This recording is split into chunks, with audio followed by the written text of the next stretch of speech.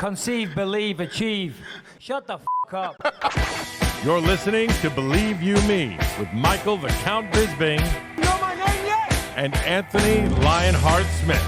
All right, ladies and gentlemen, welcome to the Believe You Me podcast. Real quick off the top, Anthony Smith, obviously, is not with us today. He lost his longtime training partner, coach, mentor, and obviously needs some time alone with his family. So on behalf of myself, Brian Harrington, Paul Felder as well, and all the believers, obviously our massive, sincere condolences. So stepping in for Anthony Lionheart Smith will be the one, the only, the Iron Lung, or should I call him the dude from the Big Lebowski?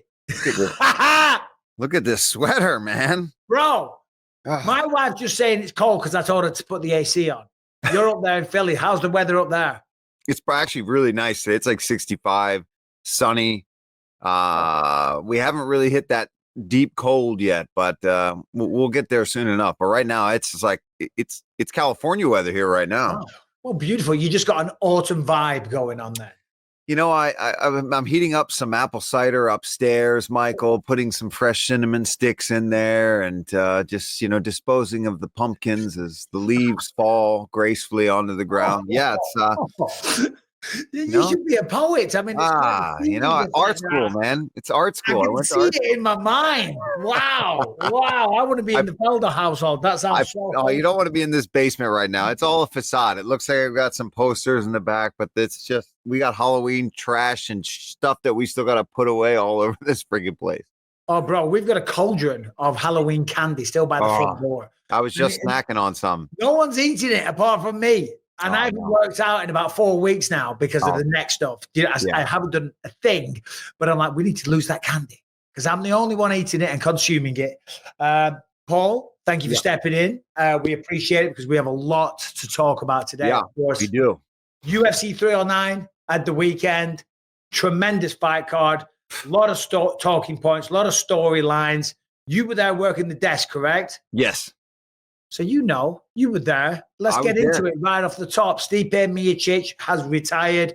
He was unsuccessful at becoming the UFC heavyweight champion of the world. Of course, Jon Jones reigns supreme.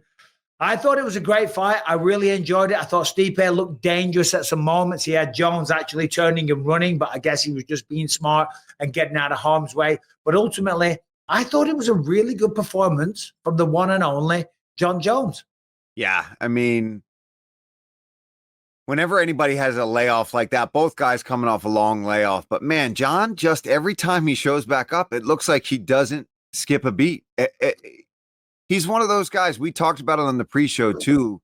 Like, he just finds a way to win. Teddy Atlas kept saying that. He picked him. He's like, he just will find a way to win. Even if the grappling didn't go his way, he'd find a way on the striking. If the striking wasn't going his way, he'd find a way to take it to the ground.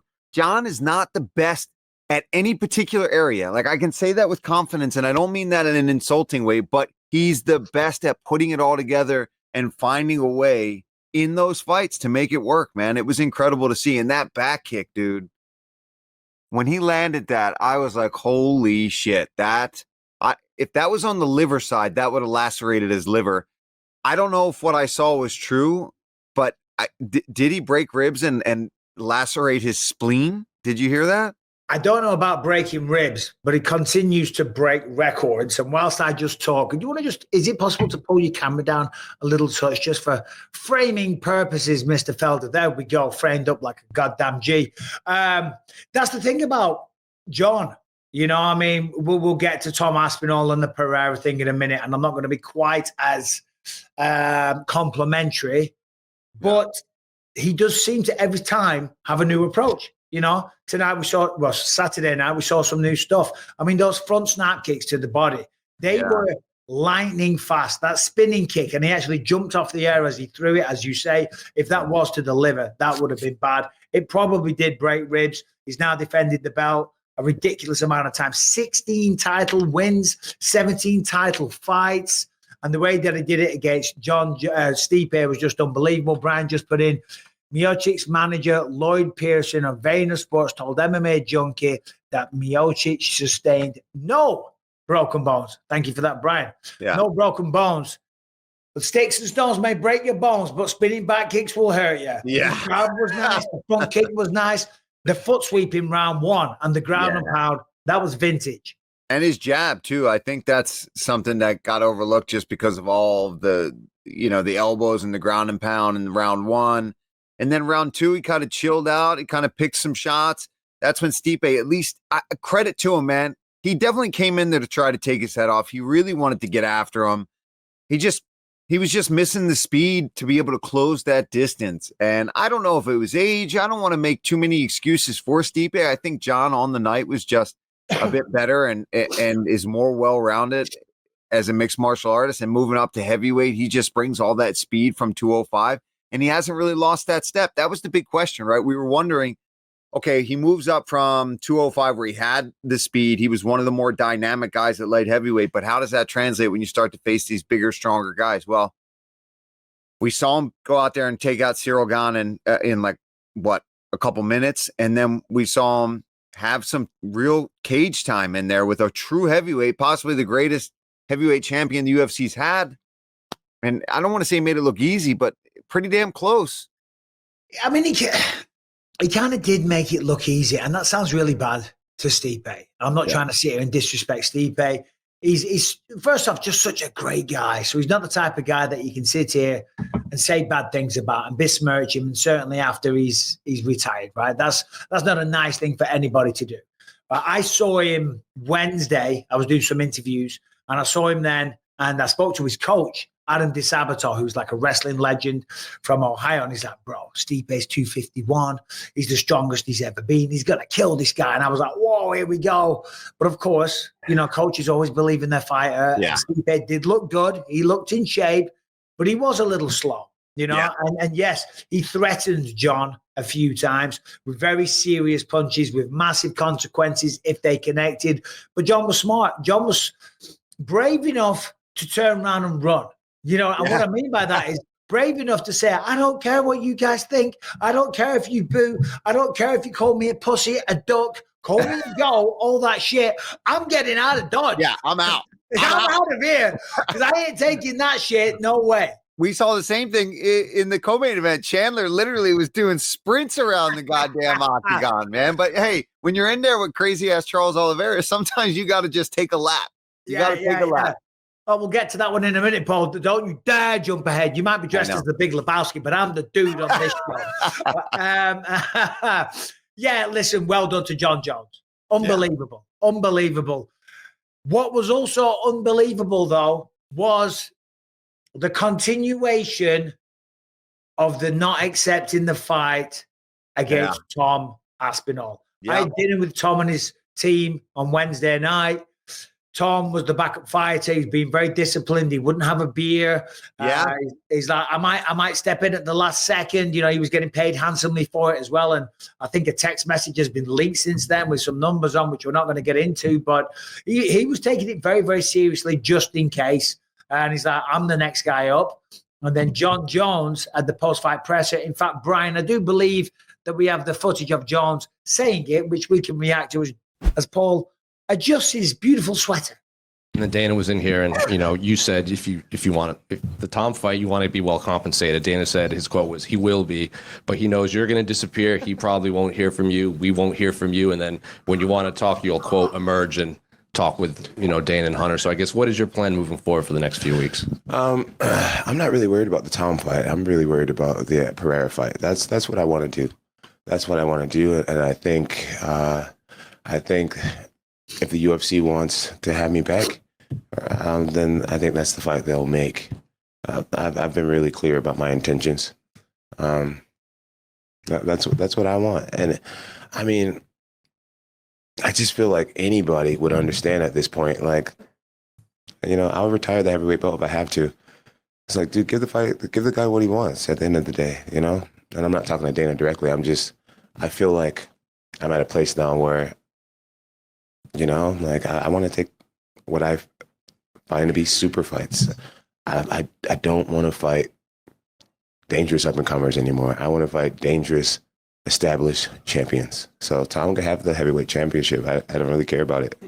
That my value doesn't lie in belts anymore. I've created something much bigger. I want Pereira. Dana was in here and he said that. So basically saying he's going to relinquish the belt, and the video goes on for a while, but we've probably all seen that. So apologies. We're going to get that content. We're going to get the words from Jon. Yeah, he's saying he's happy to relinquish the belt to go after Alex Pereira. What's your thoughts on that, Paul? Okay. Hold on. You're also a fighter. I'm a fighter, right? So we say these words and people talk shit, right? We're fighters. We know. Go ahead. I don't know what you're going to say, by the way. I got no idea. So I'm not best friends with any of these guys, right? Just like you are, you know Tom really well. You want him to have that belt. We all want to see that fight. That is the fight that the people want to see. As a fan, as an analyst, as just somebody that's been around the game for a long time, you come back at heavyweight. You take on an aging, potentially the greatest heavyweight the UFC's had, but an aging 42-year-old, out 3 years, Stipe, and you do exactly what you're supposed to do. You go out there and you take him out. Tom's in the freaking building watching this. He's got the interim belt. The whole point of that belt is because we're supposed to unify the belt. I mean, technically, Tom's not even supposed to have a belt anymore because what's supposed to happen is you should have been fighting him, but you didn't. So we're going to make UFC's good at we'll ignore some rules that don't need to be really enforced. But dude, it's got to be Tom. And I can't tell, Michael, if he's like being a genius, Jon, and doing, don't turn the light on. I got certain lights on.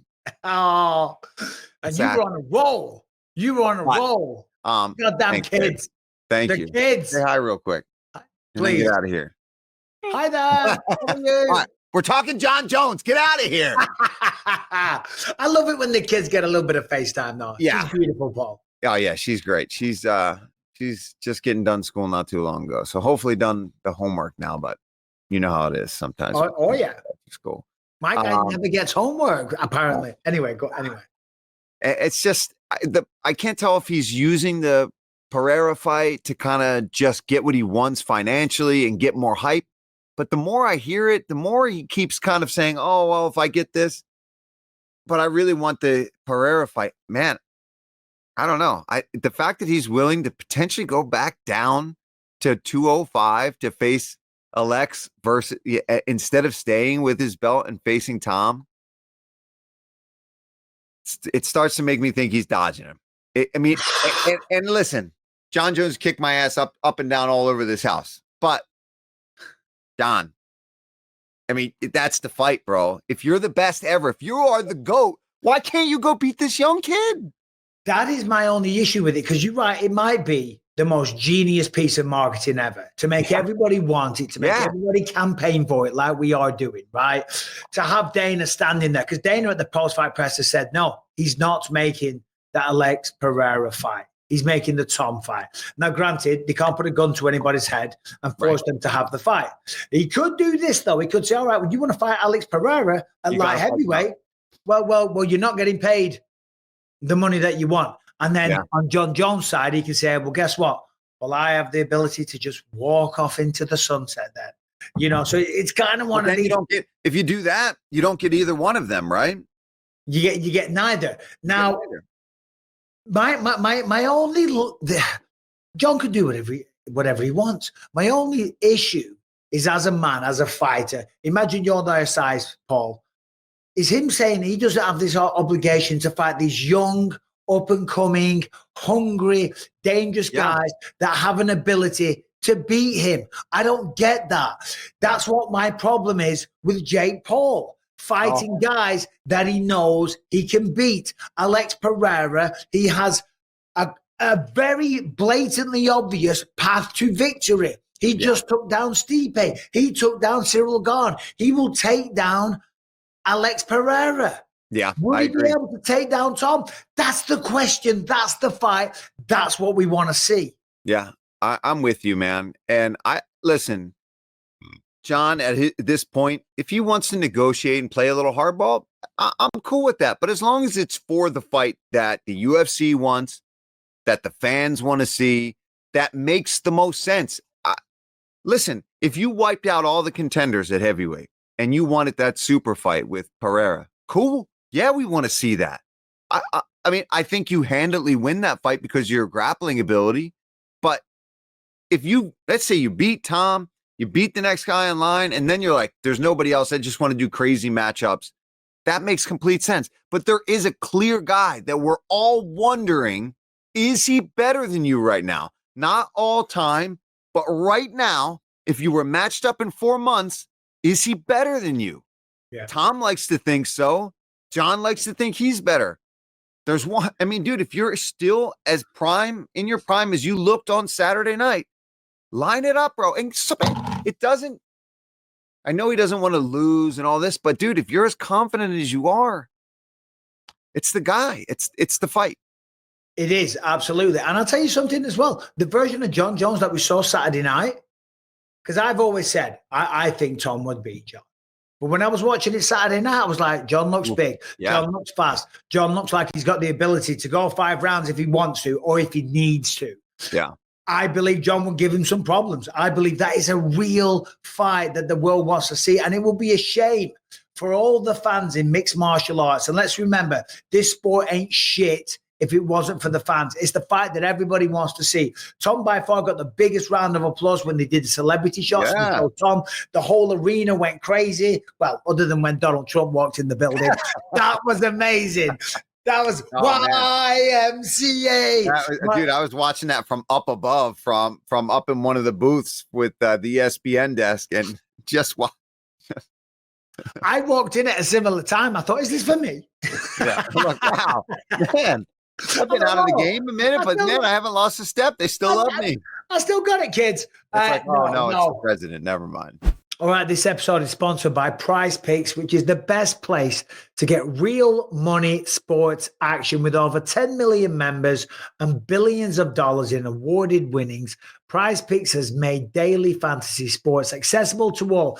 You just pick more or less on at least 2 players for a shot to win up to 100 times your money. Run your game all season long at PrizePicks. As I said, 100 extra money on PrizePicks with as little as 4 correct picks. PrizePicks is the easiest way to get in on sports action in over 30 states, including California, Florida, Georgia, and Texas. PrizePicks is the only real money daily fantasy sports platform with an injury insurance policy. So your lineup stays intact even if one of your players gets injured. If your player leaves in the first half and doesn't return, PrizePicks keeps your line up alive. If you sign up today, you will get $50 when you play just $5. You don't even need to win to receive the $50 bonus. It's guaranteed. PrizePicks also offers weekly promotions that can lead to big payouts like Taco Tuesday every Tuesday. PrizePicks discounts select player projections up to 25% to provide even more value to your lineup. So, for example, this week on PrizePicks, I'm looking at the football board and selecting Jamar Chase for more than 79.5 receiving yards and Patrick Mahomes for more than 1.5 passing touchdowns. Travis Kelce for more than 59.5 receiving yards, and Saquon Barkley for more than 79.5 rush yards. So download the app today. Use the code BELIEVE to get $50 instantly after you play your first $5 lineup. Download the PrizePicks app today. Use the code BELIEVE. Get $50 instantly after you play your first $5 lineup. PrizePicks, run your game. Yeah, all right. If you had to pick, I mean, look, listen, we can go round and round the houses all day long. What Jon did was phenomenal. Congratulations, tip of the cap, all that good stuff. Unreal, fantastic. By the way, he's looking like a Bond villain more and more every day with the attire. Yeah, and when he says he's annoying to me. Tom's annoying to me. Okay, he's like very matter of fact, very softly and calmly spoken. I thought he was great on the microphone afterwards, you know, having the whole crowd chanting USA, thanking Donald Trump, doing the little dance and everything. I thought he handled himself fantastically, but that is a misstep, in my opinion, unless it is just negotiation for the biggest payday, because I do believe that will be right up there with a Conor McGregor type pay-per-view sale. I mean, I agree with with, I think Tom might have been the one say it would be the biggest heavyweight fight probably in UFC history. I mean, Jon's back. He looked fantastic. Seems to have everything in order right now, like you talked about. Has this calmness about him, and he's got this new kind of aura about him that he's always had an aura about him, but now it's a little different. He's older, right? He's kind of growing into that. He's got the big beard. He looked good. He looked fit at 38 pounds. Yep. It's what we want to see. And then Tom, this young dude, we got a guy from the UK coming. He's knocking everybody out, just dusting people. And Tom made a good point. He's like, Jon loves to do film study. There's no film on me. And there's not when you knock. And listen, Tom tried to really, and this isn't just a like hype up Tom, but when you knock everybody out, he took his time. He didn't want to get to this until he was ready. And now he is very seemingly confident. When we interviewed him on the desk afterwards, he had all the right things to say. He had great charisma about him. He's excited. I just hope. I hope it gets done. Because, I mean, even if I'm not working that show, I'll be right here in my basement. I'll be losing my mind for that fight. I want to see how that goes down. And I don't mind who wins. If Jon can pull it off, great. If Tom pulls it off, then it's like, it's what we want to see. But either way, it's got to happen. And the reality is that this is the way fight sports go. And this is what Jon is pushing against.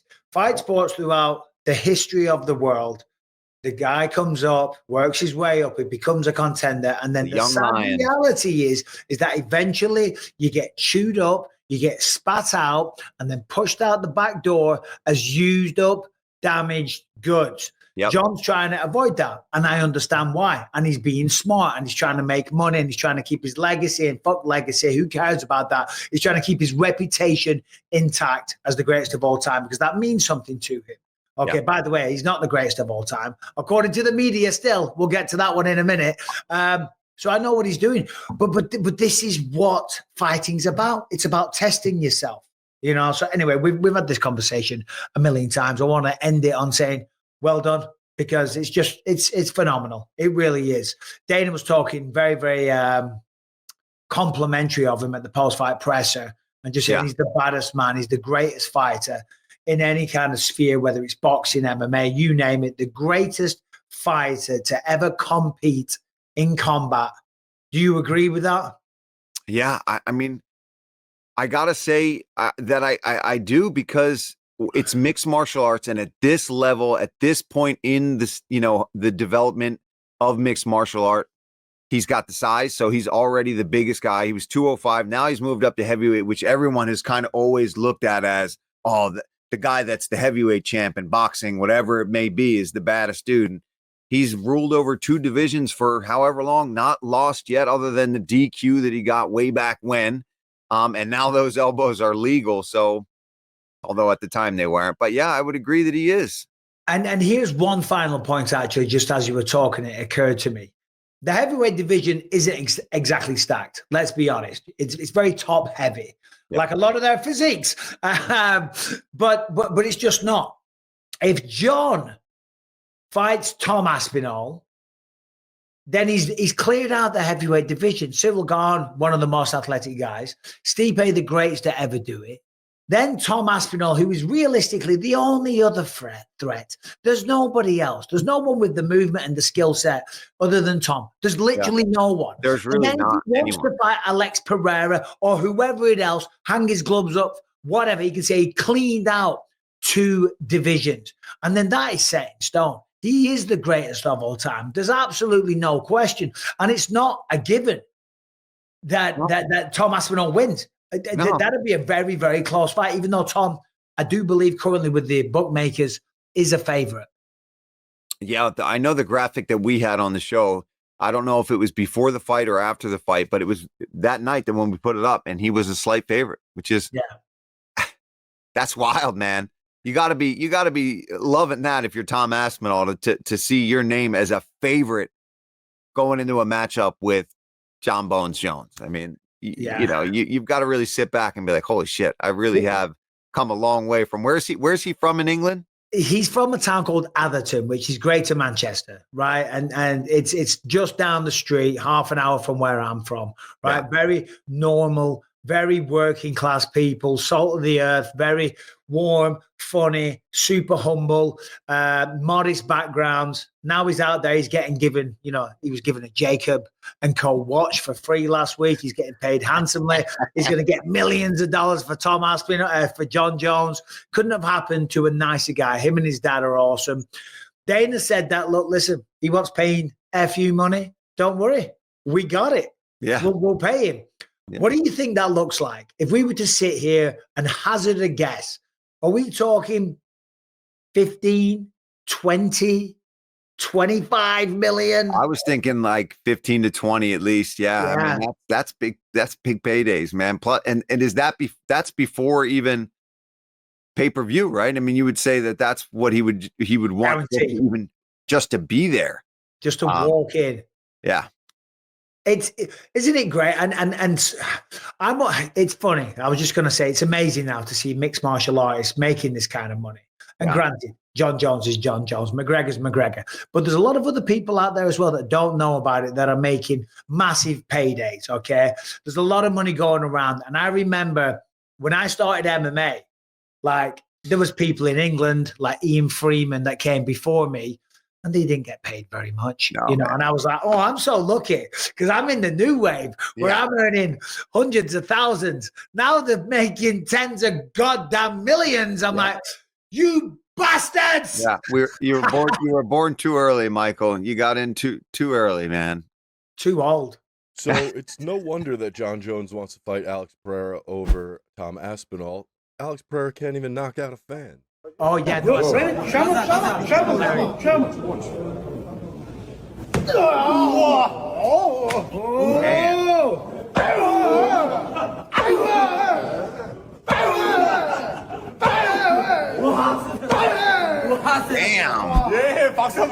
yeah, I saw that. Dude, that's impressive. Yeah, but hold on. That used to be my party piece when I was younger in a bar or something. Like anyone can hit me in the stomach as hard as they can. Because you know how to do that, right? It's easy. If you brace up and you just breathe out as they connect. I say, don't hit me on the side. Yeah, don't hit my liver. I'm gonna have to reset my cable in a minute. Yeah, don't hit me on the side. Hit me right there on like where a six-pack should be, or where one used to be. Hit me there while I tense and breathe out, and you can take those all day long, especially with a big glove on. Yeah, he had a big boxing glove on. Certainly helps things. You never know. He could have been some like South Korean monk. That's what I said. That's what I just said. I'm like, is he like some? You know, he could be some like, I don't know. He's got some Alex Pereira voodoo skills, perhaps. Oh yeah, maybe he's doing that dark magic. He's down there in South Korea, though, enjoying himself. I saw a video of him doing Gangnam Style and stuff. I mean, look, listen, do I want to see Alex Pereira, Jon Jones? Of course I do. Last thing on this, and I know I keep saying that because it's such a big talking point. What do you think would do bigger numbers, Pereira or Tom? Tom. Do you really? I do. Threat? I do. I think anytime people now want to know what's going to happen at heavyweight. He's been at heavyweight. He came back. He beat Cyril Gane. He beat Stipe Miocic. Now it's like people want to know what's going to go on because now there's people that are starting to doubt. Anytime people are starting to doubt, could Jon beat this guy? I think that draws the numbers. I think that name-wise, maybe Alex Pereira still kind of done a little bit more, but I think they know how that fight's going to go. I know he's tough. I know he's a knockout artist, but the wrestling is such a big part of that fight. And I just don't think he can handle the wrestling of Jon Jones. Whereas Tom is a true heavyweight. He's got good grappling, good submissions, good wrestling. He's explosive and fast. I think people want to see him deal with somebody that has the same attributes as Cyril Gane, but only better, more dangerous. Yeah. Well, regardless, we'll wait and see what happens. All right, guys, I just want to tell you quickly about BetterHelp. Listen, in this day and age, there's never been a bigger focus on mental health problems. That's because we know that most people are going through them. There's some kind of problems, some kind of insecurity, maybe an anger issue, a dependence issue, alcohol, drugs, whatever it is. Speaking to somebody helps. And that's where BetterHelp comes in. This is not a crisis line. It's not self-help. This is professional counseling online, and they are committed to facilitating great therapeutic matchups. So it's easy and free to switch counselors if you need. Listen, I was doing anger management, and it really, really helped. But the guy, I wasn't really vibing with him too much. So I changed counselors, and now I'm less of a psycho these days. But all jokes aside, it does definitely help. They always say a problem shared is a problem halved, and it really is. And of course, these aren't quacks. These are licensed professionals that can help you with whatever your issue is. So join the over 1 million people that have taken charge of their mental health with the help of an experienced professional. Now, listen, you can call them anytime. You can schedule weekly or video phone sessions. Also, you don't have to sit in a waiting room. You haven't got to go through traffic. You just do it all via your phone. So very, very easy. And as I said, the first thing to remember is these are licensed professionals. They're not some idiots on the other end of a phone call. So check it out. Listen, take charge of your mental health. Get better. Do better things. Be a better you. Go to betterhelp.com/believe, BETTERHELP. You know how to spell it. Betterhelp.com/believe to get 10% off your first month. One more time. Betterhelp.com/believe. 10% off your very first month. All right, moving on. Co-main event. So you were there. When did you get to New York? Because I love New York, man. The energy there is unbelievable. I tell you what, though, dealing with this neck issue. Oh, God, it just took all my enjoyment out the week. I even had to cancel. By the way, I got to say a quick apology to TNT Sports. I was supposed to do a post-fight show because it was so late. The longer the day goes, the worse the pain gets. That was super late. When it got to like 11 p.m., I was like this. And then where my seat was, there was somebody in front of me. Tom Aspinall was to the left of me with a massive fur coat on. Yeah. I'm like, Tom, you're already a big block-headed dickhead. And you're wearing this big jacket. I saw him. Now you're going to wear this coat. I can't see anything. So the only way I could see the fights was by looking up at the screen, which I couldn't physically do. So I had to text and say, guys, I'm so sorry. I said, I'm not going to be able to do the post-show. One, I'm in too much pain. Two, I can hardly see the fight. Yeah. You know what I mean? Now I've gone back and I've watched them online. But as saying that, I still had a great time in New York, even though I got sick. What's your favorite thing about New York, Paul? Honestly, I grew up in Philly, so just being able to walk the streets, go to different places, and be able to walk from place to place is still my favorite. Just walking around Midtown, and a couple times, even just by myself, I was just wandering around the streets, going from one place to the next. I just, same as you, talking about the energy and just being in the city. I don't want to be there all the time, but getting to go there every now and then, it's like, oh man, and back when I wanted to be an actor more, I would go up there quite a bit and get to walk around and just get lost in cafes and not really have a place to go, but you can always just wander those streets. And I miss that. No, the exact same thing. My step count was through the roof. I was averaging like 80,000 steps a day, Yeah. And you're getting old when you're monitoring that stuff, but that's 9 miles of walking a day. Yeah. So yeah, it was nice. Anyway, never mind that. Co-main event, Michael Chandler, the Arturo Gatti of mixed martial arts. Yeah, Dana White. He always delivers. He always brings it. He always entertains. But sadly, he doesn't always win. No, he doesn't. And I think yet again that just his mentality in the fight, on the fight night, doesn't matter what he does in training, when he shows up there inside of that octagon, he just can't seem to calm himself down enough. He had Charles Olivera pretty much down and out in that final round, and he couldn't get the job done. He can't seem to just channel it all in and stay focused for a little bit. He's a freak. He's a freak when it comes to his athleticism, his strength, his explosiveness, but that all seems to just get him in trouble throughout these fights. When he threw that left hook so hard that it threw himself on the mat, I went like this, because I love Charles Olivera. I didn't really care who won, but I had picked Michael on my DraftKings thing to win. So I not betting, but I gave out picks on who I thought was going to win. And I was like, oh shit, here it is. He's going to do it. He's going to pull it off. And he just, again, I don't want to say his fight IQ, but his excitement, let's say that, definitely gets in his way, because he's got the ability to put a guy like Charles out. As good as Charles is, he's shown twice now that he's that close from being able to finish the former champ. And he just Yeah, you bring up some good points, and I'm going to follow up on those as well because I got to be careful because I spoke to Michael Chandler. We did an interview last week, and I always leave my time talking to Michael Chandler thinking the same thing. Wow, what a class act. Yeah. What a nice guy. So much respect for him. But having said that, I'm about to talk a bunch of shit because you're absolutely right. It's all well and good being exciting. Any aggressive guy off the street, wannabe bad guy, tough guy, thug, they can all be exciting and swing crazily.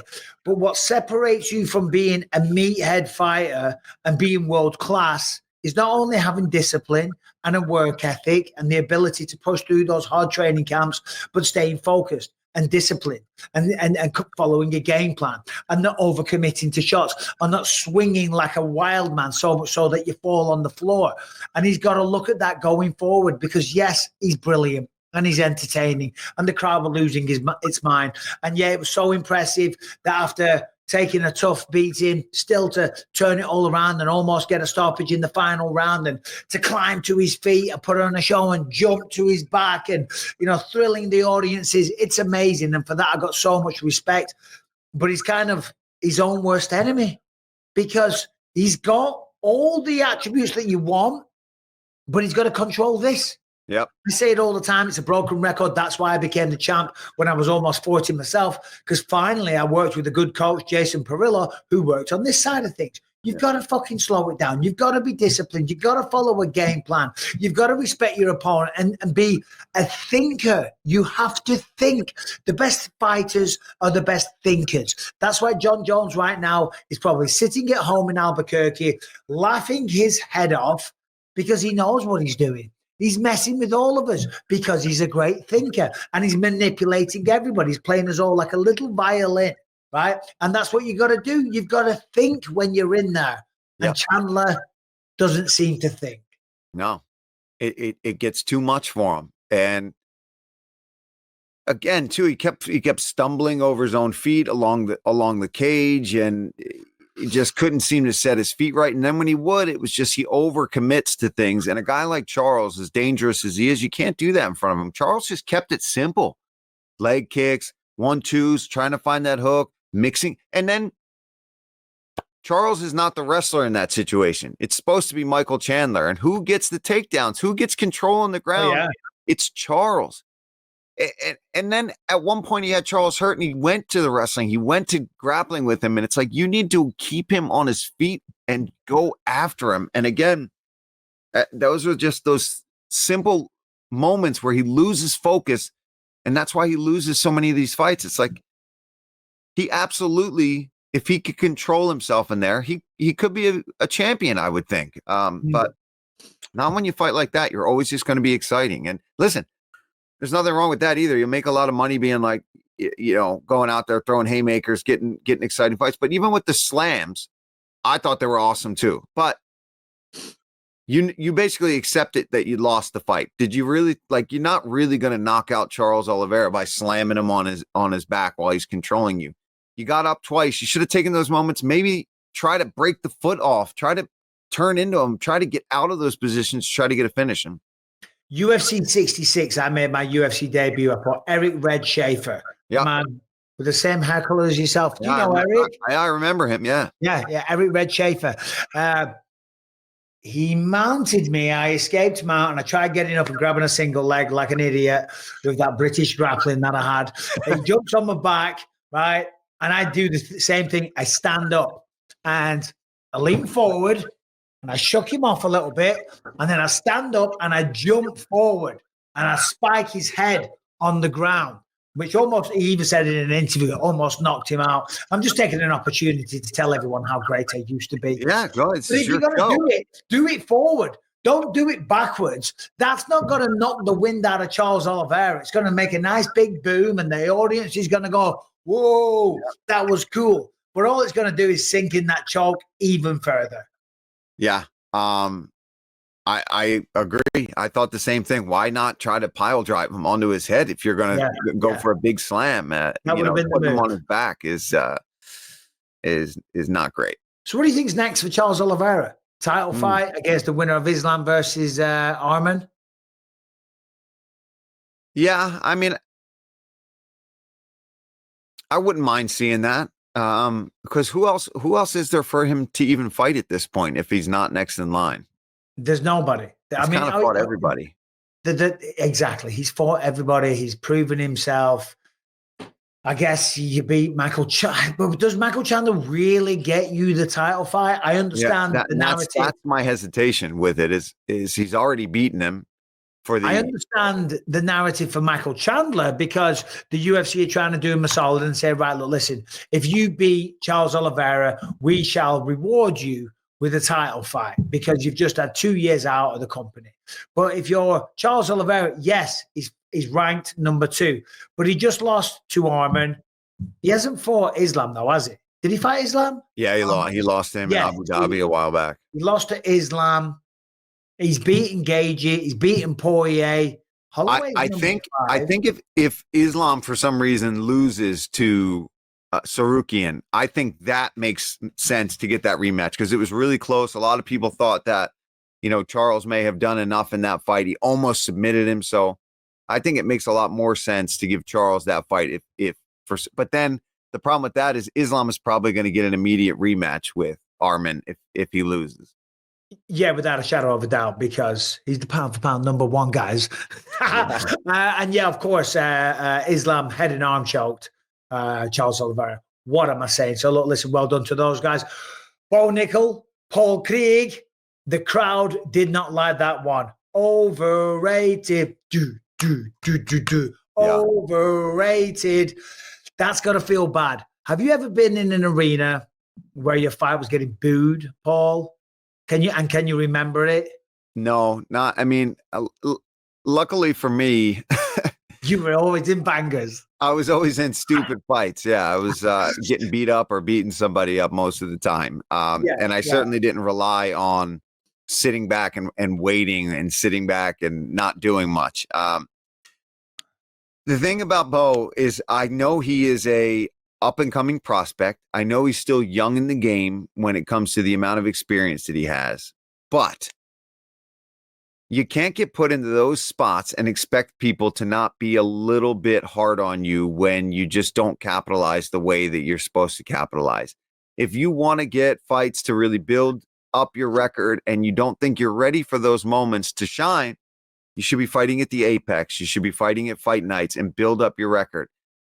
But instead, you want it to be here, and you're saying you can beat a lot of these guys that are already established and talking about Hamzat and all these people, and Paul Craig is not that. And yeah, because I guess, and again, just like Chandler, Bo Nickal's a really nice guy. But we got to be honest as analysts and to our loyal believers, and thank you all for sticking with the show. One could argue because of his credentials, he's been given the kind of, golden handcuff deal, getting a little bit looked after, got a few easy fights to make his way up, and now given a matchup in Paul Craig that perhaps is, maybe again, kind of favorable, but he never capitalized on that. He didn't use his wrestling. Of course, there was a threat on the ground with the jiu-jitsu of Paul Craig, and that's what he wanted to avoid. He should have proved himself. He should have proved that, hey, listen, I rolled with Gordon Ryan. Sure, I got tapped, but I'd only had 3 grappling sessions. That's what he said. He should have went out there, tried it out on the feet, and then taken some chances. That's what people respect when you take a chance. And that's where he messed up there. He had a big opportunity in Madison Square Garden, live on pay-per-view, spotlight event. Donald Trump's there, massive numbers, a Jon Jones card, and he shit the bed. He shit the bed. The whole crowd are booing. And sure, it takes 2 to tango. I understand Paul's not the best wrestler, so he's probably waiting on Bo Nickal to shoot so he can play his game. Yep. But Bo didn't initiate it. And ultimately, it was a crappy fight. Nobody enjoyed it. Boring. It was boring. I mean, it really was. And Paul, we can't really say much about. We know that's what we're going to get from Paul Craig on the feet, right? We know he's not a super aggressive striker. He likes to kick. He'll sit back. He uses his kicking range. And yeah, he's extremely dangerous on the ground. But if you can't knock him out, and you're the elite level wrestler that you are, that we all know you are, you've got great grappling, you've submitted guys before, you've got to show that you're willing to do that you can fight your game plan despite how good you think that other guy is on the ground. And that's what we were missing. I mean, I was sitting there and I just was in. And again, I've got nothing but respect for Bo Nickal. I know he's early on in his career, but again, you got an opportunity to be there, UFC 309 on that card, on the main card. And then you don't even wrestle. You're this Penn State massive wrestler who's just had all the credentials you can get from being a collegiate wrestler. And then you don't even shoot one single takedown. And you were just pretty much lining up one big shot. The crowd, the fans en masse don't like it when you're not willing to take a risk. Again, that's why we talk about Jon Jones and we're all kind of scratching our head because it's a risk fighting Tom Aspinall. It's always a risk stepping foot in the octagon. But when you play it ultra safe and you don't want to engage, the fans are annoyed, right? They call it stupid. They want blood. They want violence. They want value for money. They want entertainment. And with the wrestling credentials, you should be confident enough to say, you know what? Yeah, I know you're a jiu-jitsu guy, but I'm going to take you down and I'm going to smash you so hard and control you so hard. I'm going to pass your guard. I'm going to smash you in the face with elbows. I'm going to destroy you. I'm going to show the world the difference here. But then you're like, oh God, I don't want to do it. Again, Bo, if you see this, I'm sorry, you're a great guy and he'll learn from this and he'll get better. But I feel like the stock will have dropped in not only the fans' eyes, but maybe the UFC's eyes. And he's going to get matched up with some tough people going forward after this. It's going to be, I'm not saying it's a free ride and he hasn't had a free ride the whole time. Every opponent's dangerous, but stylistically favorable matchups, I think he's going to struggle going forward in terms of, getting someone like, who was that guy? Something Blackwood, Val Blackwood or someone like that. Val Woodburn, who was making his UFC debut. There ain't going to be no more favors like that. And I know he was a late replacement and stuff, but you got to take risks. Yeah. When you're there, Madison Square Garden, there's 20,000 people in a position that people would kill for, would absolutely kill for. You got to pull the trigger. Him and Michael Chandler need to get together and kind of share mentality so that they can learn from each other. Yeah. Chandler can slow things down and not take as many risks, and then he can show Bo Nickal, like, hey, here's how you go a little reckless when you need to entertain the crowd. The ultimate hybrid fighter is the wrestling of Bo Nickal, the jiu-jitsu of Paul Craig, half the mentality of Chandler. Yeah, just a little bit. With a little bit of Bo Nickal. The jiu-jitsu of Charles Olivera. No, I said that already. What else we got? And the ultimate master craftsmanship of Jon Jones, fucking with the fans. Yeah. Playing the mental side of things as well. All right, this episode is sponsored by True Nutrition. Do you ever dream of designing your own proteins or green powder that is unique to your dietary needs with only the highest quality ingredients? Well, today's sponsor, True Nutrition, lets you do just that. True Nutrition was founded on relentlessly sourcing the highest quality ingredients, third-party testing those ingredients, and then first-party testing them on site to ensure further purity. They then put the powder in your hands to create your own custom powder or greens powder mix using these high quality ingredients because they know nutrition is not a one size fits all. This is truly sports nutrition designed by you. Make any protein or greens powder combination you want. Give it a flavor, a boost, even a custom name if that's what you want to do, all while watching the nutrition facts update in real time as you build and adjust. You can make it a post-workout recovery mix, a morning breakfast shake, or an overnight formula. Not sure where to begin? Well, check out their wide array of base formulas to get you started, and you can customize from there. Tweak it all you want. You want more protein? You want more carbs? You want less this and that? You want more vitamins and minerals? Just tweak it on the website. Very, very simple. True Nutrition offers a wider range of supplements from creatine to EAAs to pre-workout and electrolytes to help round out your own nutrition stack. Are you ready to dial in your nutrition with the highest quality ingredients available? Well, for a limited time, our listeners get 15% off the entire order when you use the code BELIEVE. That's 15% off your order at truenutrition.com with the promo code BELIEVE. For a limited time, listeners will get 15% off the entire order when you use code BELIEVE at checkout when you go to truenutrition.com. Nutrition is important. quality is important. Customizing it to your exact needs is extremely important. And that is what TrueNutrition.com offers. And using the code BELIEVE offers a 15% discount. All right. Is Mike Harrington here? Do we even have a producer today? I don't even know if he is. So I had the pleasure of hanging out with Harrington and Brian in New York Friday night, Saturday night. We watched that Jake Paul shit show. Did you see that, Paul? Yeah, unfortunately, I did. Yeah. I mean, like, we had a whole stream set up at the hotel. Tom Aspinall was going to do a stream. I was going to do one, and the TNT Sports guys, Adam and Nick, they were going to do one. We were going to all do like a big, massive collaboration on it and all the rest of it. One, my neck was too painful, so I didn't have the enthusiasm. But then after just seeing it, I was like, I'm not doing it. I'm not doing it. I mean, listen, fair play. Fair play to Mike Tyson, 58 years old. But I think the romantic in me, I was like, oh, he's going to do it. He's going to do it, baby. Yeah. I was thinking the same thing. And I was out at an Irish pub with Brian Butler, my MMA manager, for years and years. And he had a bunch of people there. I was watching some of these prelims. And then finally I was like, you know what? I'm going to go back to my room and just watch that fight there. Stayed up late, and unfortunately, it is what it is. We're not going to get into it all. Harrington, I called you on for a reason, my friend, not just to see your face, as beautiful and as large and as zoomed in as it is. What have you got for us? What nonsense have you got this week? All right, well, I don't think this is nonsense, Mike. This is some pretty serious stuff about your health, and I know I'm for sure guilty of this. Doctors are now saying it is dangerous to your health to spend more than 10 minutes in the seated position on the toilet bowl. They said they did like a bunch of studies. They found men on average are spending 15 plus minutes in the bathroom taking care of their business. A lot of guys call it their only respite from their family, me being one of them. And they said it has led to an increase in hemorrhoids and weakened pelvic muscles for men pretty much across the board. Now, hold on a minute. Hold on. Come back, Harrington. You don't just drop a bomb there. Ooh. Drop a bomb. You're talking about dropping bombs. I see what you did there. I had unintentional genius. Right. So sitting in that position for 15 minutes is going to result in hemorrhoids and what else? It said weakened pelvic muscles. I tell you what. Yeah, but Paul, be honest.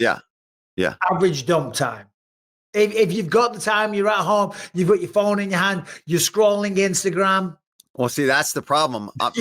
My time to get it done, I'm actually pretty efficient with my number twos. But the problem is if I'm doom scrolling and I get into something, then I might sit there way longer than I need to. And that's exactly what the problem is. It's like just sitting there in that position. I'm going to have to tell my son about this because Callum, he spends half of his life on the toilet. I mean, he does like, son, get off the phone. He consumes a lot of calories, but he's on there all the time. For me, currently, because of all the medication. Well, probably, yeah, you might be working for a while there. Yeah, I'll tell you what, I'm giving myself a proper ab workout. I'm almost. Oh my God, dude. I can only imagine, Michael, because I remember being in the hospital. Going to the toilet is not good. And these pills that they're giving me to help, they don't help. They don't help with number two, that's for sure. The only thing that helps, and it does help, and maybe a little bit too much, and I'm going on a plane to China shortly, milk of magnesia. You had that? I've heard of it. I haven't ever used it. Bro, I'm all in on the milk of magnesia right now. Get things out. This reminds me of a story when I was a kid. And I can't believe I'm saying this on the podcast, but when I lived at home with my mom, I'd been out on a night out and I'd definitely indulged in I was wasted. I'd been out. I was about 16, 17. I was hammered. Came in about 1 o'clock in the morning and the bathroom was right by my mom's bedroom. And I walked in and I plonked on the toilet, right, because I was too drunk to stand up. And I fell asleep because I'm so drunk. And I fell asleep. And I woke up. And because I've been sitting there for so long, my legs had gone completely numb. But I didn't realize. And I stood up, tried to start walking with my pants around my ankles, right? My pants and my boxers around my ankles, with my legs completely numb. Fell face first on the landing, My mum wakes up, turns the lights on. She's like, what's going on? And there's her son, shit-faced drunk, Pants down. on his ankles, dick hanging out. He's like, you need to get yourself to bed. Yeah. Yeah. Sorry, Mom. Oh, man. I've heard of falling asleep on the bathroom floor, but falling asleep on the toilet and legs going numb is a step up there, Michael. Yeah. No, it is. And maybe with some thought, we might edit that bit out of the podcast. No. I've got to stay. Harrington, I'm not sure where you want us to go with that. Give us one more before we get into the other stuff. What else have you got, Harrington? Come on, rescue yourself. If he's even there. No, I'm here. I was just rifling through trying to figure out which was the best one to go to here. All right. I got one that's a little bit conversation point. You know what I mean? We all sit on the toilet. We all spend too much time. We all scroll social media. And men do it to get away from their families. It's like, okay, shut the door, lock the door. I'm on the toilet. I'm on the John. Leave me alone. Oh, I get yelled at all the time. Are you still going to the bathroom? It's like, well, I mean, I was watching this really interesting article here that I had to read anywhere. I had to read Kenny Florian's post on Jon Jones. I'm going to be in here for a half hour. You do find some very interesting articles. Yeah, and Kenny Florian will go on with the world's longest tweets, but they are very good. They are very good. Go on, Harrington. Okay, so I got one that's like straight from The Handmaid's Tale, let's say. Japan going, for sure, your body, our choice, or the end of lost luggage forever. Which one excites you more, Paul? Oh, I want to go Handmaid's Tale there. Okay. So check this out. Japan is facing an issue right now. They have a declining, population rate. It's underwater. Yeah, so it's a big problem. They're trying to fly people in and young healthy males to try to increase the population. Now they decided that the issue might be that the girls don't want to settle down quick enough. So they are introducing legislation where women after the age of 30 will be mandatory government issued hysterectomies. Can I just say, when he says introducing legislation, one nutter is suggesting this, like one crazy lawyer. They're not introducing legislation. Yeah. Hold on. Just remind me what a hysterectomy is again. We don't need to know all that. It's where you it's like a vasectomy for a woman. Yeah, exactly. They take away their womb, essentially. Right. So the idea is, hey, if you want to have kids, you better get to it early because we need people now. Well, as Brian said, I don't know if that's necessarily true, and I find Japanese women to be very beautiful. So I find it bizarre that they're not getting impregnated at a much higher rate. But Elon Musk tweeted, who was at the fights, by the way, Elon Musk tweeted the other day, Europe is dying. Brian, see if you can find that. And it was in an image, again, a similar kind of thing. And it seems to be a trend all over the world. But in Europe, this image that Elon posted, it was all the birth rates across all of Europe. And it's like where it used to be, basically, the amount of children that are being born are not enough to sustain the population. And it's like 1.2 in certain countries. You see it there. The darker it is, the worse the issue. But then my question here, Brian, is this, right? If it says, and it says that was for the year 2022, but that's 1 year. If somebody's having 1.2 babies per year, which you can't, the pregnancy is 9 months. Are they talking throughout their entirety of their life? Because they're posting, that's just 2022. Do you understand my question, Paul? But, yeah. There is like a mathematical formula for births that need to happen per year to keep the population up, and they're below it. And they're below. Okay. How's the U.S. doing and all that? Do we know? I know they're Elon and them guys. They're talking about everybody too. That even in the U.S., like the birth rate is way low. Yeah, and here's the thing, because, and again, sound like we're getting on our high horses and lecturing and talking about political stuff that we don't know about, but I'm not surprised. Life is getting harder and harder and harder. And I'm surprised to see that the UK is struggling, because in the working class areas where I know, they all pump those babies out like crazy, because the more babies you have, the more money you get from the government, and they live a very decent little life, on their welfare, and they don't live a great life, and they're not doing well, but they're comfortable, and they got their flat screen TV, and they got their little car, they got enough money to go to the pub, and they're happy with that, but I'm very surprised to see that. Yeah, I think that's the issue, right? Is that it's not those people generally. It's the more that people get more and more educated, they want to go to university, and then they want to spend time developing their career and doing all this. We're seeing more and more people across the board wanting to do that. And then obviously that's going to dip down in birth rate. But hey, I'm over here. We're doing our part, Michael. Well, we are. I've got 3. This might be conspiracyist, but and Brian, maybe you can help me out here.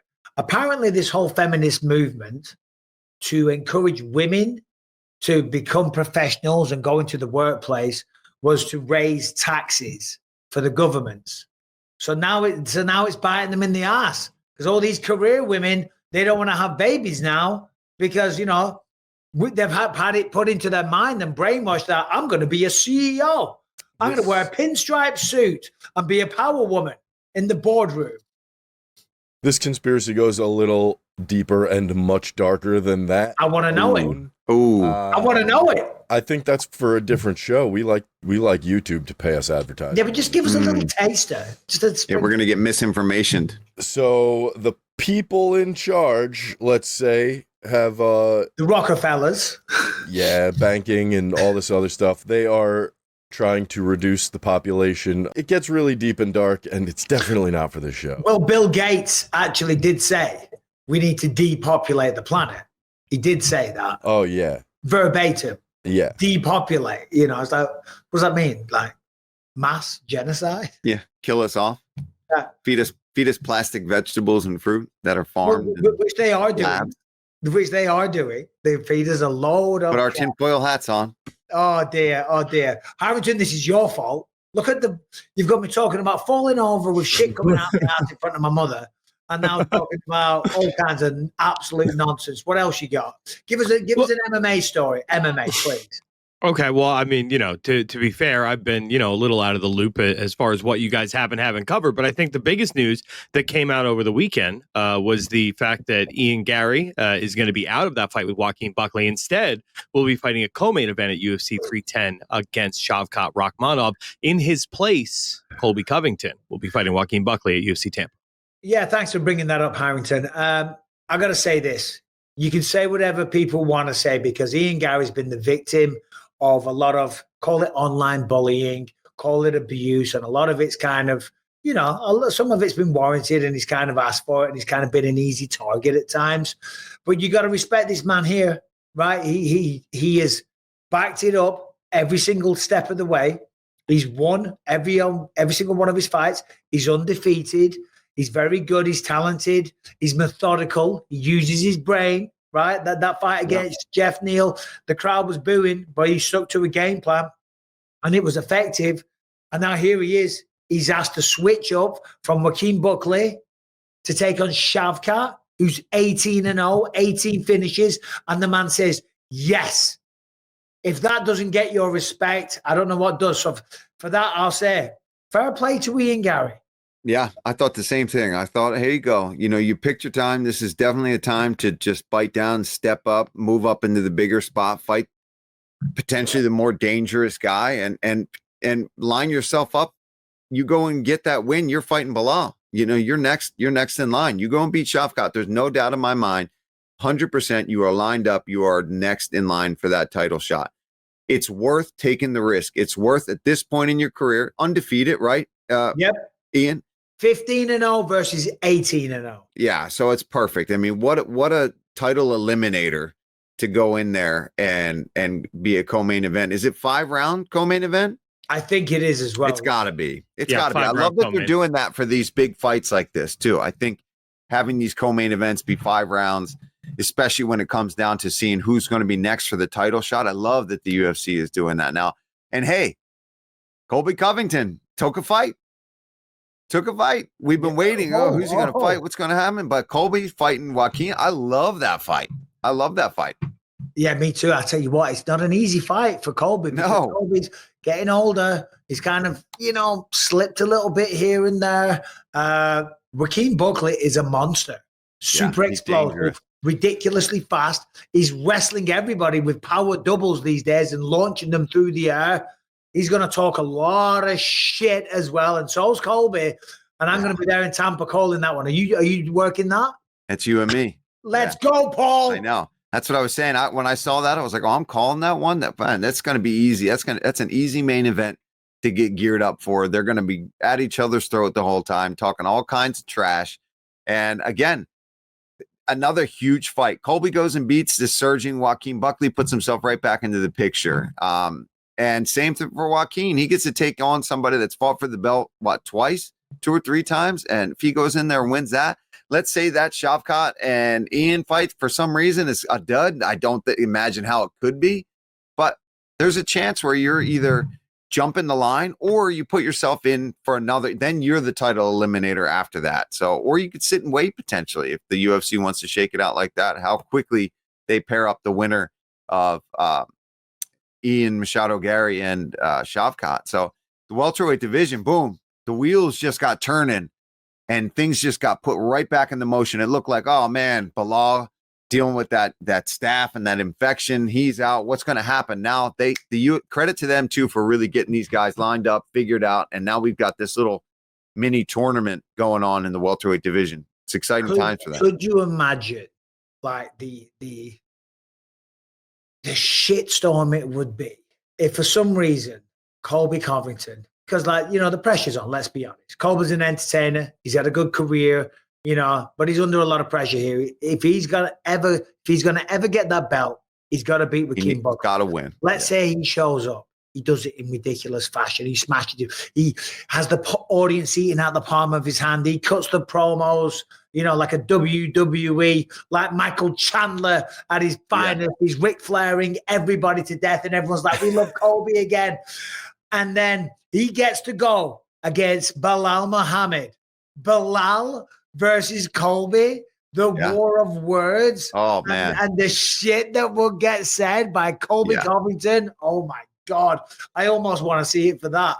Yeah, that's what I mean. It in a lot of ways, that's the more interesting matchup. And that's for sure the one Belal would love to have if he can fight Colby. He's been talking trash on him. He's been saying he sucks for as long as I can remember, since he was even anywhere near being in the title picture. He's been calling for that fight and talking trash on him. So that sells itself. Finally, now Belal gets put in a position where a really sellable big time fight for his welterweight belt. And I know that's exactly what he wants, right? He wants nothing more than that. Belal's always chirping. He's always trying to get things engaged. But now that fight makes a lot of sense. And obviously, though, if Shavkat wins and looks good doing it, not as interesting because Shavkat's not necessarily the showman that Colby is. But as far as, giving that undefeated fighter a shot at the belt, it's all win-win for the welterweight division right now. Yeah. I was just about to say, let's be honest, we can romance it all we want, but more than likely, 9 times out of 10, and with respect to Ian Garry, Shavkat's incredible.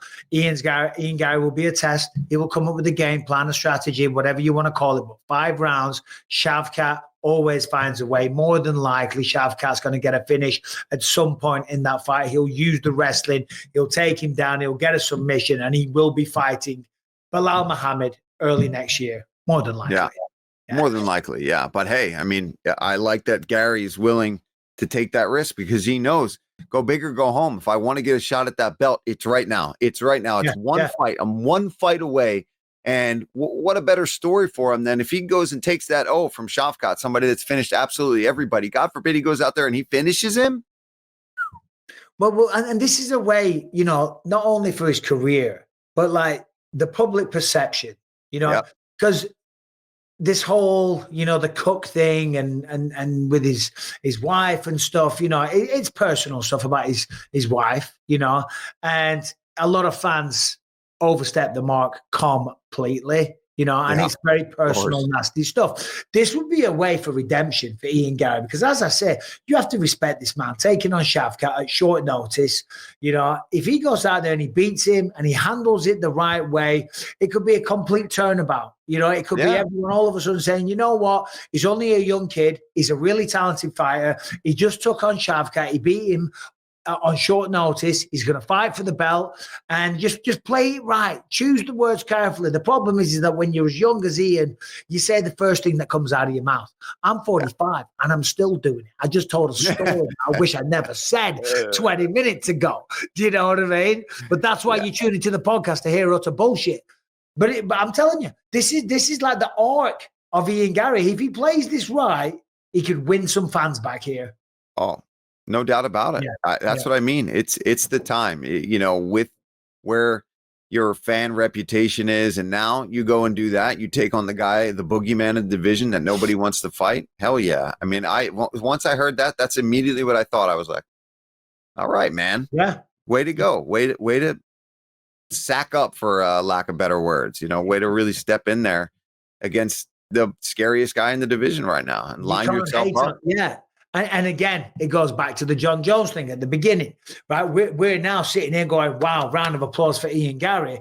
And then on the flip side saying, that's why we're scratching our head with Jon Jones. But I do think it's just him sitting at home, playing everybody, pulling the strings, manipulating everyone, having a field day, and just generating millions. Yeah, because he gets to see and sits back, right? And when they did the press conference, people are chanting, Tom. He's hearing all that. He knows if he's smart, and he's seeing dollar signs, and he knows how to play coy. He knows how to be like, nah, yeah, you know, I don't want that fight. I want this fight over here.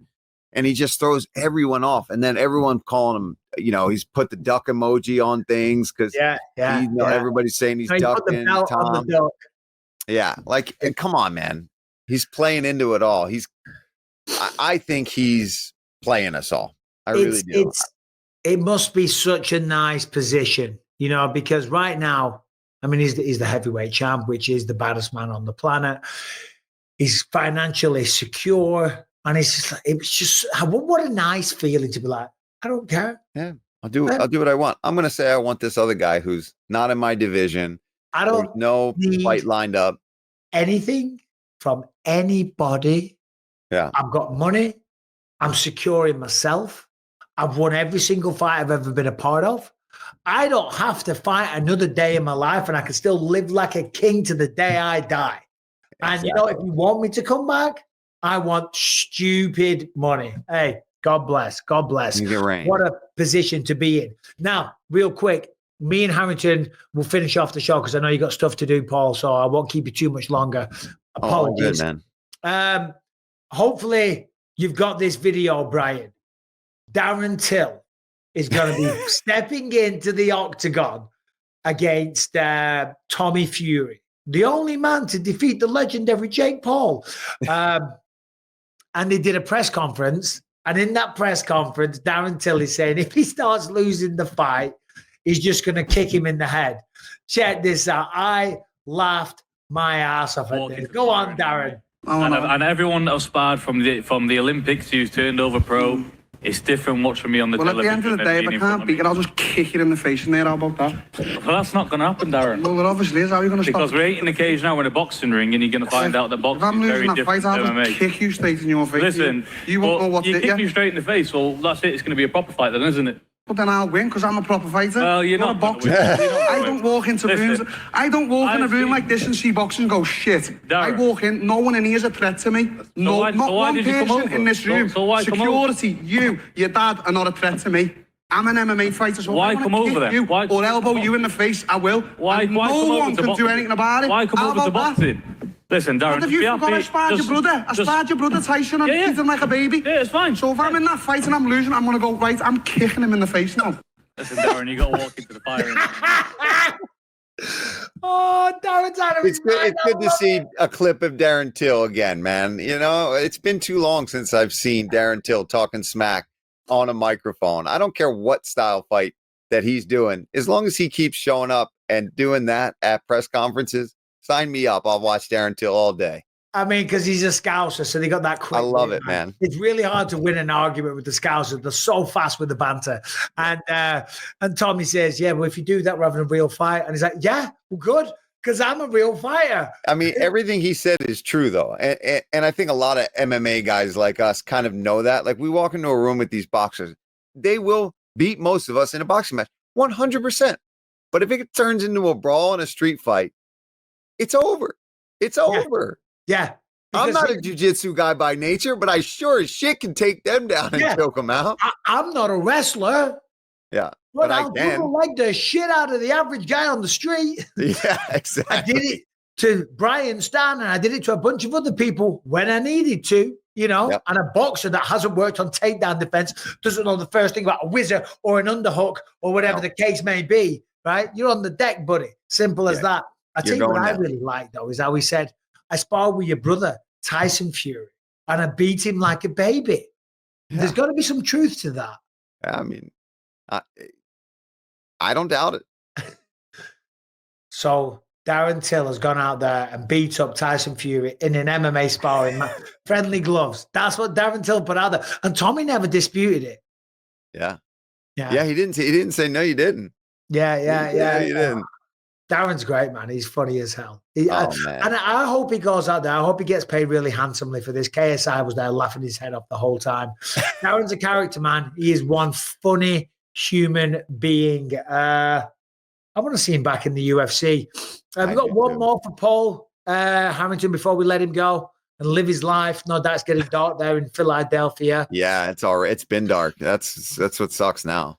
Well, let's get one last nugget of information out of him before we let him go, and I'm left with you two. All right. Well, I'll tell you this. I put this in the notes exclusively because I knew Paul Felder was going to be on the show. BKFC's Knuckle Mania is coming to your hometown, Philadelphia, and they are bringing back the Underground King, Eddie Alvarez versus Jeremy Stevens. Paul, want to get your take on it? Yeah, I love it, man. Dude, Eddie's he's the man. It doesn't matter what he's fighting in. Eddie's going to show up, and he's just going to be in an absolute brawl. I had the pleasure of training with him for a few years, man, and he's a tough son of a bitch. He really kind of represents that blue collar Philly style everywhere he goes. And what better place to have somebody like the Underground King, Eddie Alvarez, doing bare knuckle boxing again, and he gets to face Stevens, right? Yeah, in the matchup.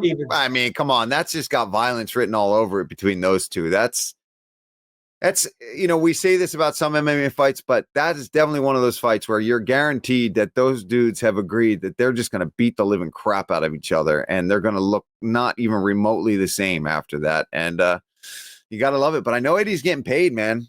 Oh, he's getting paid to be doing that. They're all getting paid. Doing it in Philly. Is it in Philly, Harrington? Is that what you said? Yeah, Philly. Oh, yeah, man. Knuckle Mania in Philly. I believe it's in March. Knuckle Mania, is that what they're calling it? Well, that's their big event. show of the year. It's like, it's their WrestleMania, Knuckle Mania. So McGregor's going to be there. Oh, for certain. Oh, that's going to be a show in itself.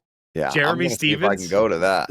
If I'm not working UFC that weekend, then I'm sure somebody can hook me up. Yeah, he's going to have to put the belt. Conor McGregor's going to have to put the belt on either Jeremy Stevens or Eddie Alvarez. That's what's great, man. Listen, excellent. I'm telling you, I think that's what Conor seems to want to do that. You know what I mean? Like, he's got all these matchups already. I mean, he's got Mike Perry in there. You got Jeremy Stevens in there, and you got Eddie Alvarez in there. All guys that you've got some sort of history with and trash talking with. And he owns owns a big part of the company at this point too. Yeah, I'm not sure how much he owns, but yeah, he's definitely a part owner. And I tell you what, hell of a promoter. Yeah. Granted, like, the antics aren't like exactly solidifying his return to the octagon, but he's promoting the hell out of the brand, bringing a lot of eyeballs to it, and that's great for him. It's great for the brand. It's great for the fighters. They're all making a fortune, from what I understand. They're getting paid really, really well, and I'm glad, because it's a vicious sport. But yeah, you better be getting paid well. I mean,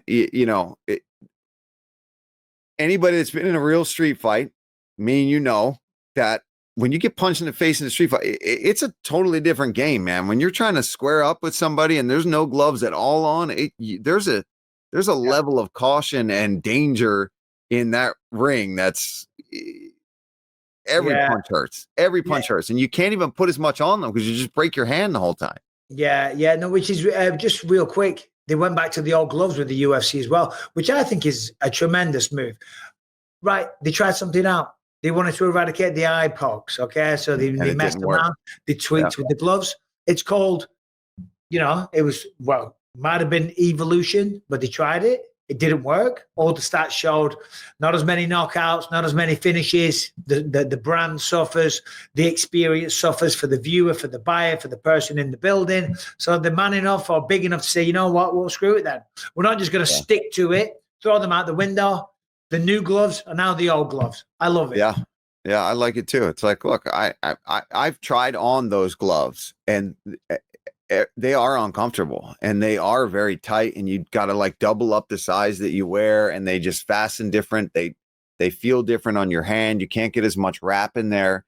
I loved the old gloves. I never had an issue with them. The eye pokes are people problems. They're not glove problems. Any mixed martial art glove where your fingers are exposed and guys go like this in a reaction, you're going to get eye pokes. They just got to. I was laughing a second ago because all the conspiracies that I was seeing last week. Oh, look at this. They bring back the old gloves for Jon Jones when he fights. He's known for having an eye poke or two along the way. I was like, guys, you lot are wild. That is not why they've brought these goddamn gloves back. No. Right, it's a fighter problem, and it's a refereeing or a rules problem. The rule is have your fingers like that as opposed to that. No, have your fingers like that. Yeah. Don't have them like that at all. Open them. Yeah. Have a half fist. I think the only way they start to really reduce the eye pokes is that you give out fouls like ruthlessly for a while. And when certain people in big fight positions, I know they don't want that, but if you got to start taking points from these guys, if you warn them once or twice, even before a poke, if you see them extending over and over again, you've got to you've got to foul them for it. And I know that can start to slow some fights down, but I'm telling you, you do that for a little while and you lose a point in one or two fights, you're going to really rethink how you position your hands in there. You're absolutely right, Paul. Think about this. They go out, they're doing that, stop the fight, hard warning. And then if there is an eye poke, that's it. Point right there. Once that precedent has been set over a month or two, and that's just how it's going down. People will be like, I ain't risking that. I am not risking losing a point in a 3 or a 5 round fight. That is the way to eradicate the eye pokes. You're absolutely right. Yeah. I think it's the only way. All right. Well, on that note, I'll let you get out of here, Paul. Thank you very much for stepping in and filling in. You're looking like the dude. You are the man, though, Mr. Iron Lung himself. I'm off to China tonight, Paul. So I know. Hey, good. Try to get some sleep on that plane, man. I know that's going to not be easy for you with the neck situation, but my neck's killing. I've been sick as a dog since New York. I've got to do a lot of research, bro. I've got a 16-hour flight. I land at 6 a.m. Then I've got a 2-hour drive to Macau, straight into the fight meetings. Yeah. So I won't be sleeping. I was not jealous. I'm actually, because I always, you see those guys, and I know you're dying to go. When you always, because we're very lucky, UFC flies first class or business class, and we get on and see the people, they're working away the entire flight, and you can see like charts and, spreadsheets and stuff. And I'm there having, having my vodka and watching a movie. I'm thinking, I really should do some work. I'm bollocks to it. It's so hard. I'm the same way. I'm like, you know what? I'll do it when I get there. Because right now is not what I don't.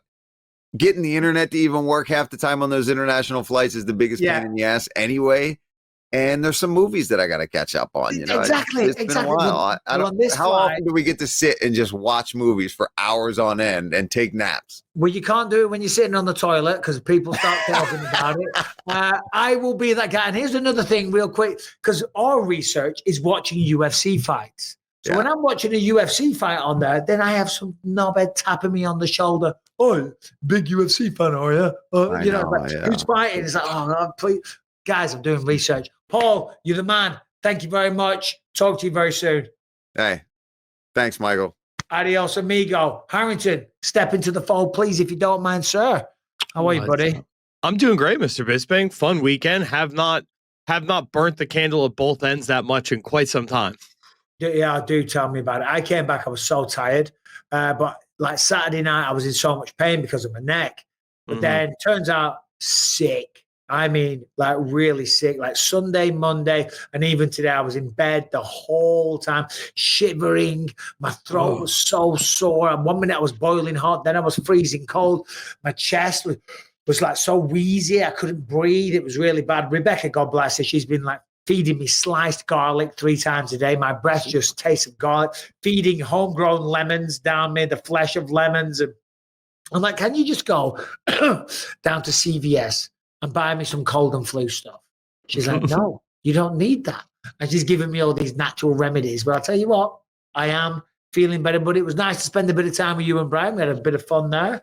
Good night, good weekend of fight in action. Well, as I said, I am going to China. I'm actually not going to China. I am going to Macau. So 16-hour flight to Hong Kong, clear immigration, then like a 2-hour drive to Macau, which is an island, on a little ferry, get on the ferry. And in Macau, I was there 10 years ago when I fought Kung Lee. But that's its own country? Yes, its own country, yeah. Oh, yeah. okay. I thought it was part of China. Yeah, I'm not sure if it's part of China. I know it was. Is it part? No, because I got to clear immigration twice. So I'm not sure who's like the master, if you will. Maybe Brian could look that up. I don't know who's in control of Macau. But yeah. Special administrative regions of China. So yeah, okay. I think it is. Yeah, well, I've got to clear immigration twice. I know that. But the reason I'm going, of course, is not just to complain about my flights and my illnesses, is to call the fights. And I'll tell you what, we got a good main card. Piotr Jan Davison Figueiredo. Yan Xiaonan returns after UFC 300 against Tabitha Richa. Song Kenan Muslim Salikov. Wang Kong versus Gabriel Fernandez. Volkan Oezdemir versus Carlos Ulberg, amongst many, many others. Oezdemir, Carlos Ulberg, I can't make predictions, but that's going to be a great fight. Ulberg is doing tremendous things. Beautiful striking, tall, lengthy kickboxer. Volkan Oezdemir, not quite as polished, but my God, dynamite in his hands. Who do you think wins that one, Harrington? Putting you on the spot. I mean, look, you said you can't make predictions. My prediction, that does not last 2 full rounds. I mean, it's tough. You're throwing, it's a flip of a coin when you have guys with power like the both of those two have. But I don't know. I feel like I saw Ulberg fading late in one of his last fights. So I'm going to say no time. No time, okay. And then in the main event, of course, as I said, Davison Figueiredo going up against Piotr Jan. Figueiredo making his mark at bantamweight. 3 wins in a row. Rob Font, Cody Garbrandt, former champion, Marlon Vera, former #1 contender, 3 great wins. And if he gets through Piotr Jan, another former champion, you got to think a title fight at some point in the very, very near future. Of course, Piotr Jan, we know, great boxing, decent wrestling, nice foot sweeps, but the footwork and the boxing, really, really nice. How do you see this one, Harrington? I mean, this is a fight they are setting Davison Figueiredo up to be like, hey, are you for real in this debate? I mean, obviously the Cheeto fight, like we all saw, that's you've stabilized, you're in your place, you're among the title contenders. Can you get past Piotr Jan, somebody who's bringing something completely different? I don't know, man. I think Jan rights the ship here, right? Like, it's some very close losses that he's had recently, with the exception of the Marab fight where he basically wasn't allowed to get going at all. Figueiredo's gonna exchange with him, give him a fun back and forth fight, and I think Jan tends to take those late. And then co-main event, let's get your picks on Yan Xiaonan, Tabitha Ricci. What do you think about that one? A baby shark all day. Baby shark all day? Yeah. Really? Yeah, I don't know. No hesitation? None. All right, okay. Just feels like it's her time. Is that because she's got great jiu-jitsu assets, skills? I mean, I think it's got something to do with her striking improving greatly ever since she started dating a legitimate world champion contender boxer. You're right. But she does use the judo predominantly to get her opponents down to the ground, and that's kind of how she wins them and controls them on the ground. That ain't going to be easy to do against Yan Xiaonan. I'm playing it coy because I'm commentating, so I can't lean one way or the other, but it's a pretty good fight card. And then on the prelims, we got Road to the Octagon finals, if people have been checking that out as well. And I'm excited to get to Macau. Obviously good memories for me. 2014, fought Kung Lee. That was a very, very memorable event for me. It's a shame I'm not going to get to go and hang out in Hong Kong, because I land in Hong Kong. Hong Kong is one hell of a city, an amazing place. The people are great. There's a lot to do, unbelievable food. It's just a really, really cool, interesting place. But other than calling the fights and doing the desk, because I'm doing the desk as well, I'll be lying in my bed. I'll be icing. I'm packing the ice machine. I'll be taking the garlic. I'll be doing the research on the plane, and I'll be answering your questions. What do I mean by that? I mean, if you have a question, please send it in to bympod@gmail.com. The wilder, the more interesting, the more personal the question, the better. So please send them in. And also, while I'm here, I just want to let you know, until probably the new year, we're just going to be doing one show a week on the Monday, because my neck issue is still ongoing. You've probably seen me doing this whenever I can and complaining about it constantly, but it is an issue and it is driving me nuts. And I have a ridiculous amount of travel. So right now I've got a lot of stress on my plate. I've got a lot of travel coming up. I've got this, I've got Tampa, I've got Power Slap. I'm trying to get down to Colombia and get some stem cells done. I might need to get another surgery. So just until the new year, we're going to step down and do one show a week on a Monday. We're going to build that appetite, and you guys are going to be begging us for more.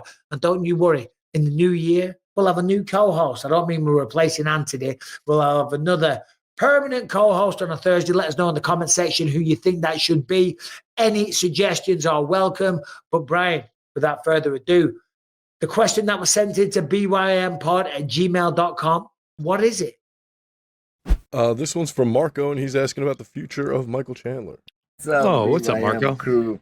I don't know if you can play those few seconds because of the copyright, but after seeing that, I mean, I'm watching it again. What a legend Chandler is. But my question is actually two questions. First, when he did that on the end, isn't that considered as a tap? And the second question is, did he just secure a post-UFC career in WWE? First with the Ric Flair screaming and all that, and now with the WWE slams, I bet you this guy's gonna make more money after UFC career. What do you think? Was that a tap? And did he just secure himself a multi-million post-UFC career? Well, thank you, Marco. And, you know, that's a legitimate question, because I do remember when I was in the audience, between complaining about my neck, I did see, and when at the end of the fight, he kind of did this, didn't it? And it was like a tapping motion. I thought that he tapped and then the fight stopped. Clearly, it wasn't a tap, but I understand the question. I wasn't sure quite why he did that, because you got to be careful these days. Some referees do kind of make mistakes in those kind of situations. But the larger question, look, listen, he is entertaining. He's great. He is value for money. And I do believe that he has got the perfect segue to go into the WWE. I mean, we haven't seen it done yet. I mean, yeah, there was Matthew Riddle, was it, who went over and became... Matt Riddle, yeah. Yeah, Matt Riddle had quite the career and, made some big waves over there. Well, but I mean, the Shamrocks first. Well, the Shamrock did it a long time ago, of course. But I think, like, in this modern era, I think Michael Chandler could be one of the first guys to hang up the gloves in the UFC and go immediately into the WWE. The only problem with that is, whilst it's scripted combat, the damage to the body is not to be taken lightly. You know, we hear about all these stories, and wrestlers, they're just as beat up as MMA fighters afterwards. You know, all those big slams and all the rest of it, that takes its toll on the body as well. But if anybody could do that, it would be Michael Chandler. And of course, with them now being under the same parent company, you know, and as much as Dana loves him, the company loves him, as much as he's been that guy and he's been an attraction and he has been a star. And even though me and Paul Felder took kind of a giant dump on him earlier in terms of his fight IQ, the man's value for money. And I would absolutely say yes, without a shadow of a doubt. Yeah, I mean, this is the guy who, in his first year in the UFC, was on The Masked Singer. You know what I mean? Like, it's very clear the move to the UFC for Michael Chandler was not necessarily about winning fights or even necessarily making money. It was about, like, hey, I have been an entertaining presence in this sport for damn near a decade, and more people should know my name. And it's like, I tweeted out on Saturday, I believe Michael Chandler came to the UFC with the intention of eventually becoming a WWE star. Look at what he did when he went there, as a guest to the UFC, cutting the promo on Conor McGregor on the mic. You got a WWE audience who's there for Roman Reigns and The Rock to get up and cheer for a completely different a call out in a completely different sport. It's nuts. Michael Chandler does have that dynamic, charismatic, bottled up energy that I know WWF fans like. Yeah, and not just that, also, I've got to tip the hat to Michael Chandler in terms of making the most of this opportunity. I'll never forget, when I was on The Ultimate Fighter, Tate Fletcher, who's now he's a lot of parts in a lot of movies, and he was actually Joe Rogan's bodyguard for a while. But Tate Fletcher, shout out to Tate, I hope you're well. I'll never forget, when I was on season 3 of The Ultimate Fighter, he said to me, because he's a very deep thinker, and I don't know if you've noticed, I'm not. He's a very deep thinker, and he said, everyone here has been given a grape, and it's up to us what we do with that grape. Some people here might just go, eat that grape and it'd be very, very short-lived. Some people might take that grape and go off and make wine. Okay, so, but it's all down to us what we do with that grape. And I've took that grape and I probably made the most wine out of anyone on my season without a shadow of a doubt. And it's about pivoting constantly throughout your career, taking your skills, taking what you're good at in life. First of all, life is about figuring out what your skills are. What are you good at? And then what can you do with them? I had to scratch my head for the longest time. And then when I was about 24, I thought, hold on, it's fighting. That's what I'm good at. So let's try and become a professional fighter. And then along the path, you're always taking side steps and you're pivoting and you go from being a fighter to a commentator to doing a bit of acting, to doing a podcast, to doing whatever the case may be. And you're doing a seminar still and you're doing an appearance. You just always try to maximize the earning power that you've got. And that's what Michael Chandler's doing a really, really good thing of here. He knows what he's got. He knows who he is. He's very good on the microphone. He's a natural born showman. And he's going to probably, if he wanted to, I believe he could have the opportunity to go off and compete in the WWE, extend it by a few more years, make tons of money, and then also get another massive audience, and just then after that, there'll be other opportunities. And that's what we always want to do as human beings in life. Take the skills that you're born with or blessed with and just rinse it to death and take it as far as you can go until the wheels fall off or the neck breaks or the eyeballs fall out or the garlic shots that your wife gives you don't work anymore, until the voice goes, the brain cells decimate, and the show is over. And until that day comes, you keep tuning in, you keep subscribing, you keep liking those videos and leaving comments because it helps out the algorithm. Thank you for watching. Apologies that the show was a day late. As we said at the start of the show, Anthony lost his mentor, his friend, his coach. Our thoughts with him and, of course, his entire family in this difficult time. Thanks for watching the show. We'll see you next week.